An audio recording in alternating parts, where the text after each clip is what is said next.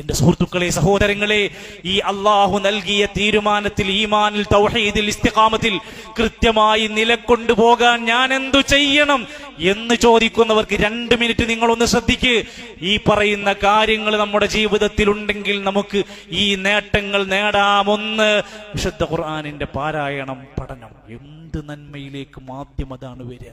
ഖുർആനിനോളം മഹത്വമുള്ള ഒന്നില്ല. വിശുദ്ധ ഖുർആൻ പഠനത്തിന് കിട്ടുന്ന ഒരവസരവും നിഷേധിക്കാതിരിക്കുക. 2, നവാഫിലും ബഅദൽ ഫറായിദ്, ഫർളുകൾ ചെയ്യുന്നതിന് ശേഷമുള്ള സുന്നത്തുകൾ മുടക്കാതിരിക്കുക.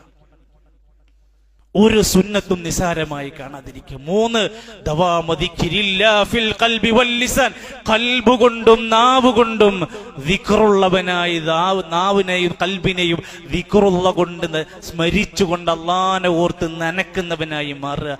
4, തൻവീഉൽ ഇബാദ, വിവിധ തരം ഇബാദത്ത് ചെയ്യുക. വെറും നിസ്കാരം മാത്രമാക്കരുത്. സ്വലാത്തുകൾ വേണം, സ്വദഖകൾ വേണം. അങ്ങനെ വൈവിധ്യങ്ങളായ ഇബാദത്തുകൾ ചെയ്യുക. 5, അസ്സദഖത്തു ഫീ സബീൽ, അള്ളാഹുവിന് ഇഷ്ടപ്പെട്ട മാർഗങ്ങൾ കണ്ടുപിടിച്ച് അതിലേക്ക് നമ്മുടെ ഓഹരികൾ ഇങ്ങനെ എത്തിച്ചു കൊടുക്കുക. 6, ഒരാൾ മരിച്ചതിന് ശേഷവും അയാളെ കുറിച്ച് നാട്ടുകാർക്ക് പറയാൻ ഒരു പിടി നന്മകൾ ഉണ്ടാവുക.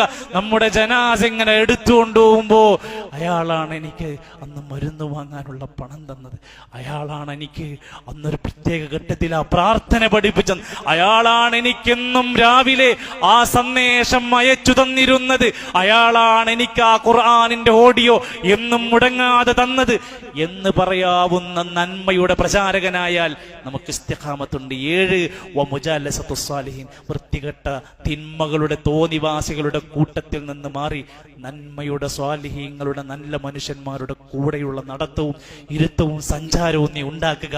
8, വതളറും ബിസ്സഹർ, അത്താഴത്തിന്റെ സമയത്ത് നമ്മളൊരു അലാറം വെച്ചിരുന്നു, ആ അലാറം ഓഫാക്കാനായിട്ടില്ല, എടുത്തു വെച്ചോ, ഓണാക്കി വെച്ചോ. നമ്മൾ വിനയാന്വിതരായി താഴ്മയോടെ ഭക്തിയോടെ ഇനിയും പ്രാർത്ഥിക്കാനും നമസ്കരിക്കാനും എഴുന്നേറ്റ് പടച്ച റബ്ബ് ചോദിച്ചോളൂ തരാന്ന് പറഞ്ഞ സമയമാണ്. ആ സമയത്തെ ശരിയായി ഉപയോഗപ്പെടുത്തുക.